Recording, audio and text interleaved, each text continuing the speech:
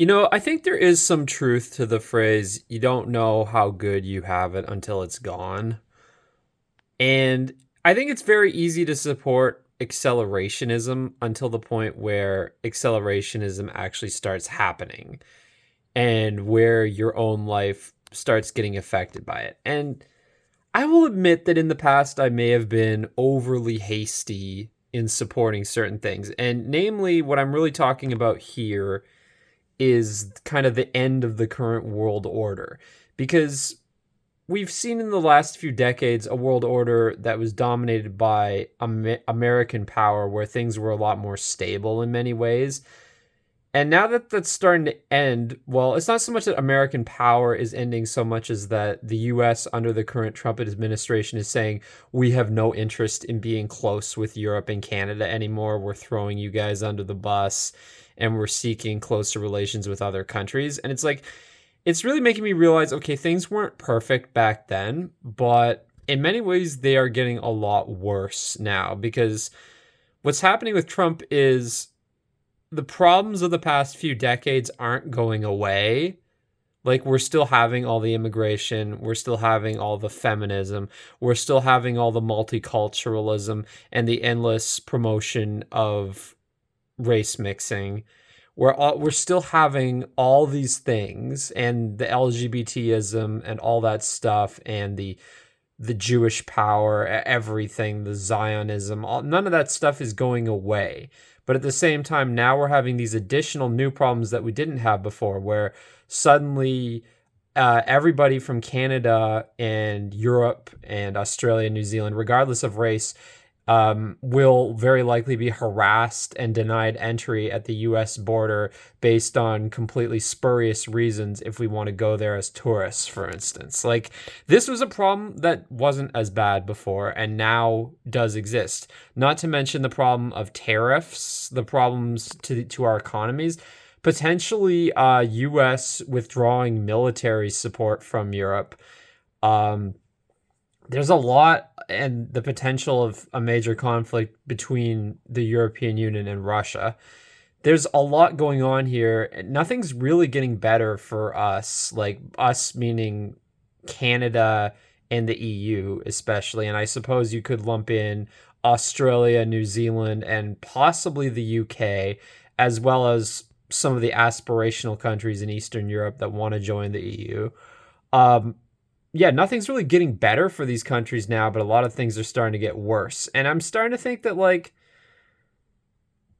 maybe, things were better before in a way. And at the same time, I think the problem with American world dominance, like, I think a lot of us were too hasty to think, oh, it'll be better if we throw off the shackles of American dominance. But we never thought, without America, we might actually be in an even worse position, which is what's starting to happen. And I really think the problem is we did need a renegotiation of American world dominance, but perhaps not the end of it. I'm starting to realize we were too hasty in calling for the end of it, and maybe what we needed is more of a renegotiation. Like, again, I could be wrong. This could be me talking in a very present tense here and being very worried about the concerns of the present. Maybe in the long-term future, this will be a good thing for us. Who knows? Or maybe in the long-term future, after Trump is gone, things are just going to go back to the way they were before. We might get like some Democrat president who will just try to undo absolutely everything Trump did and apologize to the rest of the world profusely. There's absolutely is the possibility of that also. But I'm saying we might have been, people like me might have been too hasty in calling for an end to the post Cold War world order, because the truth is, many of the problems facing these other countries, like in the Europe and Canada, Australia, New Zealand, would still exist even without American domination. And also, frankly, certain new problems are starting to emerge. And I think obviously one of these problems is like the actual threat of annexation by the US here in Canada, which wasn't an issue beforehand. And that's what we're getting now as the US is becoming this hostile country toward its allies. And I do think like there might have been somewhat of a tendency to blame literally everything on the US where some of it wasn't entirely true. Like for instance, it is true that the US has imposed wokeness on Europe forcibly. Like we've seen this with denazification. We've seen this with like the WikiLeaks regarding Estonia. This is all true, but at the same time, it's also true that now that the Trump administration is trying to push back on certain elements of wokeness, we're actually having European countries behaving hostile, being like, no, we want our hate speech laws. No, we want to censor social media. Like they're actually getting pretty aggressive about it. And they're actually acting like this is one of the main issues that they oppose Trump on. So it's like, it's kind of like the Americans created a monster in Europe, but now that monster has become worse than the US itself in this regard. So it's like they are responsible for creating this monster, but at the same time, it would be stupid to deny that the monster has, at least in this particular regard, become worse than its creator. So that is something like I have noticed that like in many regards on the ground, Europe seems worse in some areas, like in the sense that like when it comes to race mixing, like I find like white women in Europe, they're just it's especially France, like good gosh, it's like they've all been like born with like MTV constantly playing in front of them since they were like a baby. Like that's the only way I can rationalize the behavior of white women in France. Like it is, oh my gosh. It's like they don't even look at white men. It is honestly terrible. Like, oh fuck. But I guess my point here is okay, my real point that I'm getting to in this video is that I think that what we really needed all along maybe wasn't the end of American dominance of the West, but rather a renegotiation of certain things. And I think that might have been part of the problem is that so many people were calling for an end to it rather than a renegotiation. And I think there might still be room for this. And I think one thing that Americans don't understand, like even well-meaning Americans, many of them just genuinely do not seem to understand this, is that in many ways, the worst thing about American dominance of the West is it's not really military or economic or any of these things, it's cultural. And this is something that I think many Americans just do not realize. It's kind of like the saying, a fish doesn't see water. They do not understand the extent to which American culture is permeating other countries and destroying its culture, destroying their culture. And I think they just need to understand and respect the fact that we want to preserve our own cultures and we don't want to become totally Americanized. And I mean, in Canada's case, our culture is less unique to begin with. But when I travel to Europe, I see a lot of cultural Americanization, and it is a massive, massive problem. And I think some people in Europe realize this, unfortunately, not enough.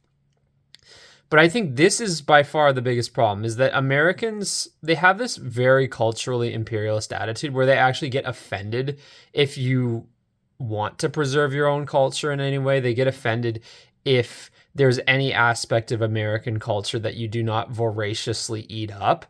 And they especially seem to get offended if you don't like the worst aspects of American culture. Like they seem to actively prefer the worst aspects of their own culture and want to impose those aspects on other countries even more so. And I think that's the big thing. Like I think we could have potentially and still potentially could keep a system where the United States is kind of in charge of the West, like where there's sort of a quid pro quo relationship, but where we've negotiated the right to have certain policies where it's like, okay, we're going to prevent certain types of American cultural imperialism. You know, we'll still let the US kind of be our daddy, but we don't want your culture to completely subsume us. And I think that would have been completely fair because there's many ways in which the US can still economically and militarily rule over the West without having total cultural dominance. And I think the US is actually more culturally imperialist than many other powers. Like if you look at China, for instance, China seems to be content with having client states that don't really partake in Chinese culture very much. They seem to not care as much about cultural imperialism. But the US just goes full on with it. And I think that's the biggest problem. And they'll use the argument, oh, but you want our culture, your people love our culture. It's like, no, no, no. That entire argument is predicated on the idea of total social freedom. The idea that like we have to be libertarians. We have to let the chips fall where they may. It's like, no, most people acknowledge that, yes, there's a lot of lowest common denominator culture that comes from America that the average person will completely eat up, literally and figuratively. And the point is that those among us who see this problem want to create laws and policies to restrict this, even if it goes against the will and the preferences of the majority of people. Although in some cases, you'll have people who will support these policies and also eat this stuff up. It's like, what Americans don't seem to get is that not every country respects or wants unconditional freedom. Many people will fully acknowledge that they want certain things to be taken away from them. They want certain things to be banned simply because they view these things as harmful. And even if they themselves might give into it sometimes, it doesn't change that fact. I agree with this perspective. Like, there's plenty of things that I've indulged in the past that I do think should be illegal or should be restricted because I think they're bad for people. They're bad for me on an individual level, bad for society on a collective level. And I think this is one thing a lot of Americans don't get. Like, they have this like libertarian concept that you should be free to just do whatever the fuck you want, to give in to your lowest impulses as long as it doesn't violate the NAP. Although for some reason, okay, Americans, there's this big conservative libertarian divide on like the issue of drugs, where libertarians are consistent on this, but conservatives will make a completely unprincipled exception on drugs where they will support banning drugs, but yet conservatives will still have this same attitude of like laissez-faire, anything goes when it comes to stuff like, you know, extremely unhealthy ingredients in food, when it comes to like preserving the environment, when it comes to like annoying car modifications that make cars really loud, when it comes to guns, like when it comes to so many other things. Yes, conservatives will still take this stance. But my point is, okay, this is an American perspective. We're not libertarians in other countries, and Americans need to start respecting that, especially on a cultural level. Like, I think the biggest, if you want to talk about the biggest ways in which America is culturally destroying other countries, okay. First off, the English language. That's a huge one.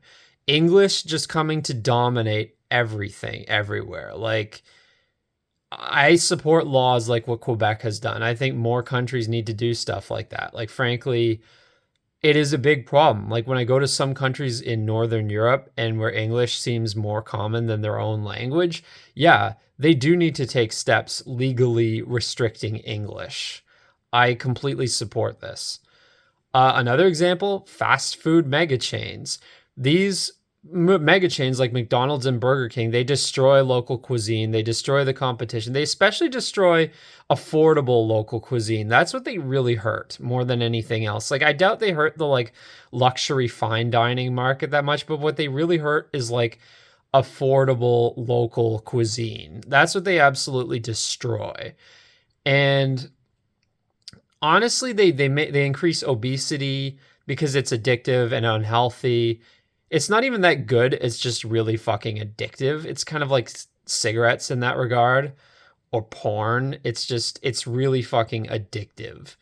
And like, so yeah, that would be another thing that I think countries should ban or restrict is these fast food mega chains, these global fast food mega chains. Also certain other types of food, like say soda and other stuff from not just from the US but from elsewhere. But let's be honest, the US is the main purveyor of all these sorts of things. So and they're also the main country that identifies with them on a cultural level, seeing them as like, oh, it's American as apple pie, like, oh, the golden arches or Coca-Cola or whatever, Coca-Colanization. It's like they literally see it as as endemic to their national identity.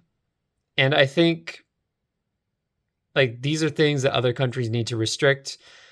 Um, Definitely car culture and suburbanization. That's another huge one.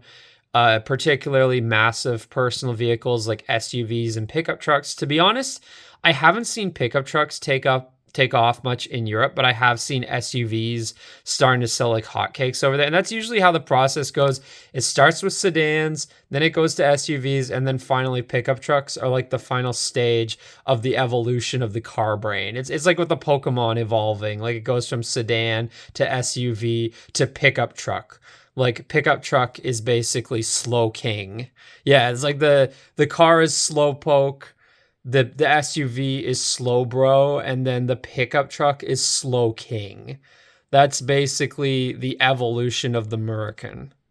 Although they may be fat like slow poke and slow bro and slow king, but they do not drive slow in these things. They drive fucking fast, dangerously fast, and that's part of the problem.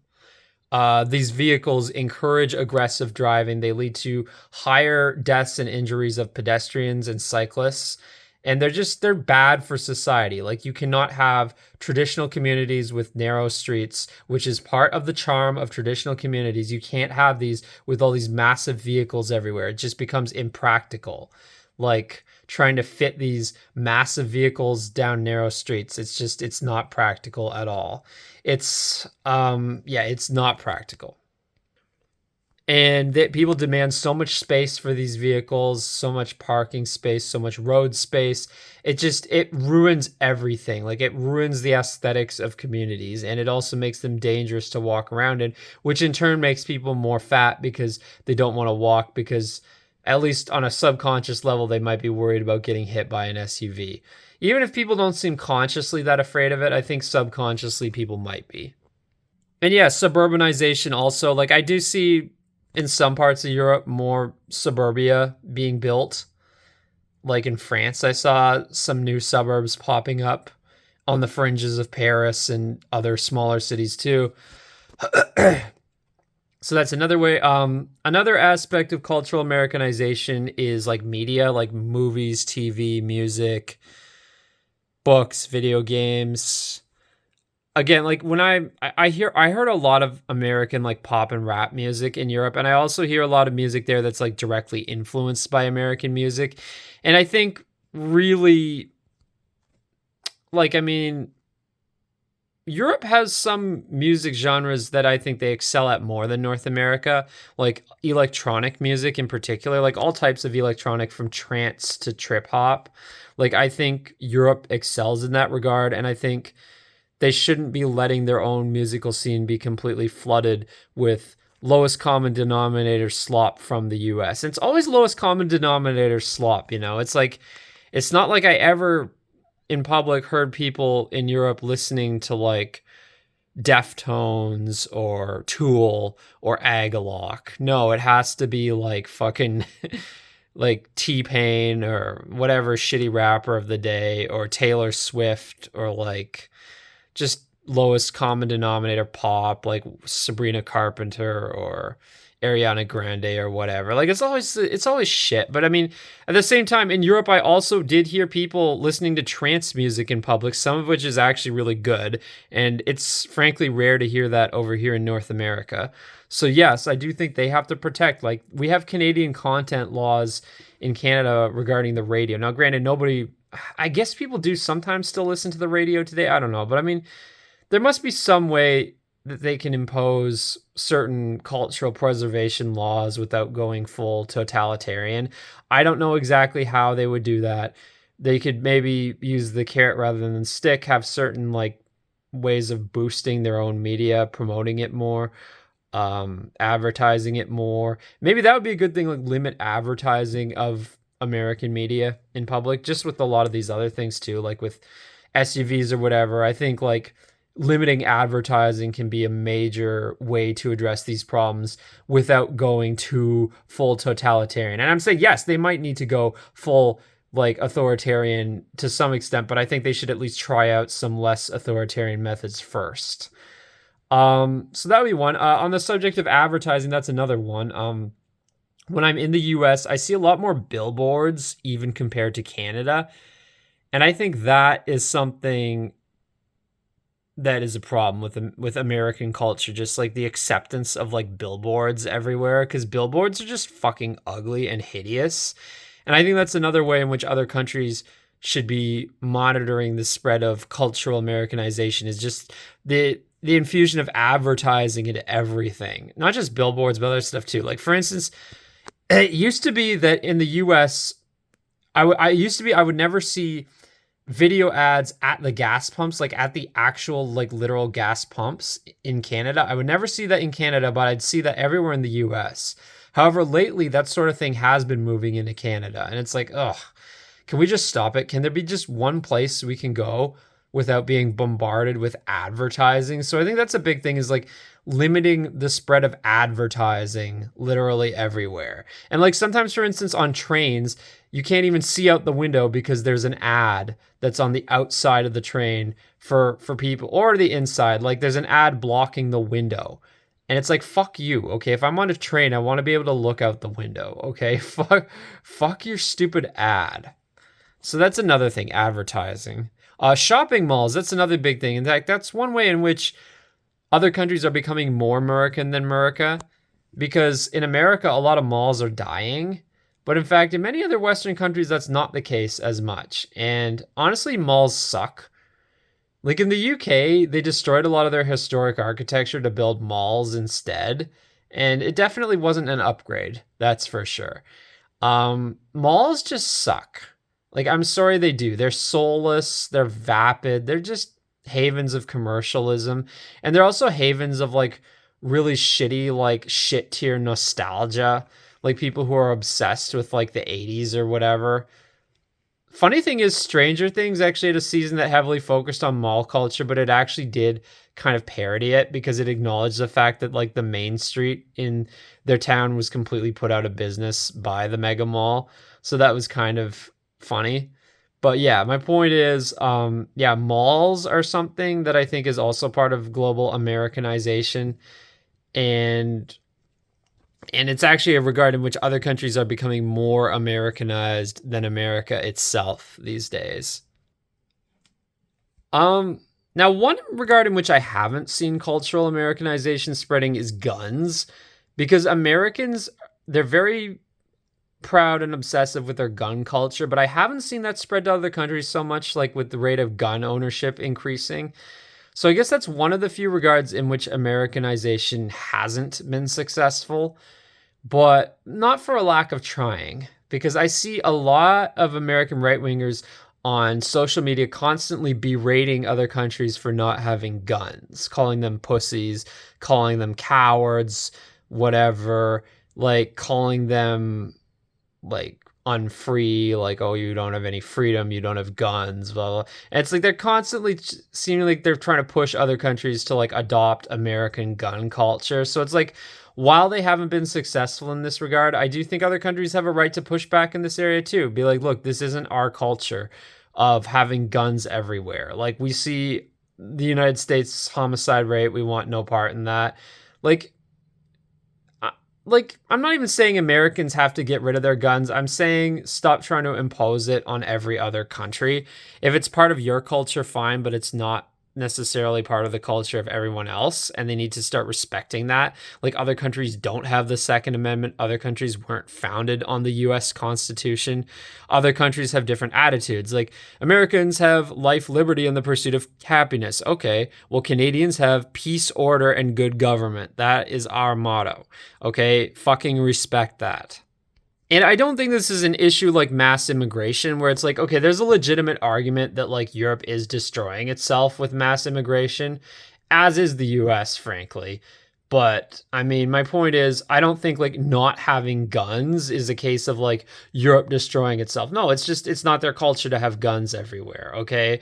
Like, and Americans need to start respecting this shit. They need to start they need to stop demanding everyone become American in every single way. Like, this is the problem with Americans, and they don't even see that they're doing it. It's like, as I say, a fish doesn't see water. Like, they don't actually see that they're taking these concepts that are very American in nature, and they're trying to universalize these concepts. They're trying to say like, oh, these are universal values. No, they're not. No, they are not. Like, unconditional gun ownership is not a universal value. It is an American value. Unrestricted individualism, freedom, liberty, whatever. These are not universal values. These are American values. And like, yeah, it's true that like maybe Europe in particular, like they have problems with the fact that they have so much censorship on the issue of race in particular. But you know what? If a truly European fascist far right regime succeeded, they might say, yes, we are going to repeal hate speech laws. We're going to repeal all laws on, inciting hatred against non-whites, against Jews, against women and transsexuals, whatever. And we're going to replace these laws with laws banning anti-white speech. We're going to replace these with laws banning criticism of patriarchy, whatever. That might be how a European far-right regime would handle this. And it's like, you know what? Maybe Americans should respect that too, that like they just do things differently in Europe, that they just don't have this culture of free speech. And that like, even if a European far-right regime won, rather than guaranteeing free speech, what they might do is simply overturn the hate speech laws and replace them with like opposite types of laws. Hell, they might replace the Holocaust denial laws with Holocaust affirmation laws, being like, it's now illegal to affirm the Holocaust. It's now illegal to believe in the Holocaust, kind of like in Turkey with the Armenian genocide. That might be what a legitimately far-right European government would do. And I'm saying Americans have to respect this, that like not everyone has this culture of free speech. Like even the European right, like they might not believe in free speech, but they believe in censoring left speech rather than censoring right speech, or censoring anti-white speech rather than censoring pro-white speech. And again, like this is something that Americans just don't get, that like other countries have different cultures. Like, yes, the American mentality is starting to seep into the European right, but that's precisely because of American cultural imperialism. But whereas an authentically European far-right movement might be like, no, we want to ban anti-white speech. And again, like this is something like, as a Canadian, again, we're closer to Americans culturally, so I support the idea of free speech, but like, do I want to like impose this on Germans or Russians? No. Like if a far-right government emerged in Germany or Russia and they said like, okay, we're going to ban anti-white speech now, we're going to ban philo-Semitic speech, it's like, you know what? Fine, that's their culture, that's their country, that's their tradition. I'll respect that. Like if a far-right German government came to power and said, we want to make it illegal to support the state of Israel, like to verbally express support for the state of Israel, I'd be like, okay. As a North American, I find it a bit weird because we have more of a historic culture of free speech. Like even in Canada, we had free speech, I think, up until the early 90s when we passed these hate speech laws. And to be honest, these laws as a Canadian feel a bit foreign. Like they feel a bit weird. Like, like we have a bit more of a culture of free speech here, even if we don't have legal free speech. But it's like, what I'm saying is, like, I respect that Europeans are different in that regard. Like, for instance, when I was in Europe, when I started talking to people, frankly, about race, a lot of them acted really shocked, like in a way that even Canadians wouldn't. And they'd be like, even if they agreed with me, they'd be like, oh, but why are you saying these things? It's like, yes, even if it's true, why would you say it? And it's like, I kind of feel like Europeans just have a bit more of a culture of that, of like, I don't know, not talking about certain controversial things publicly or with strangers or whatever. And it's like, I think even us Canadians have that culture a little bit more than Americans do. Like Americans, you'll meet them and after 10 seconds, they'll start telling you their life story, like in person. And again, like I think we're a bit in between as with many things. But my point is like, yeah, like a lot of this is just American cultural imperialism, like expecting Europeans to like embrace American values like gun ownership, like free speech, like whatever. Like I've said, I support free speech and I do support it. I support it from my country as a Canadian, but I don't think it's right for me to tell Europeans how things should be done. If people on the European right genuinely feel the better way to fix their problems is to ban anti-white speech or to ban radical leftist speech, then fine. If that's the way things work in their country, I respect that. If that's the system that works for them, I respect that. And honestly, I do think if we can renegotiate a better relationship where we can continue the way things were before Trump 2.0, where we have a more closely integrated West, US, Canada, EU, Australia, New Zealand, UK, which I guess isn't part of the EU anymore. I don't know. I guess that's to stay. But, and of course, also the countries that are closely linked to the EU, like Switzerland, Norway, Iceland, and then prospective countries like Montenegro, which will probably join soon. Like the West in the broader sense of the word, and yeah, even certain like closely allied East Asian countries like Japan, South Korea. Like maybe we could maintain this relationship. I just think we need a bit of a renegotiation.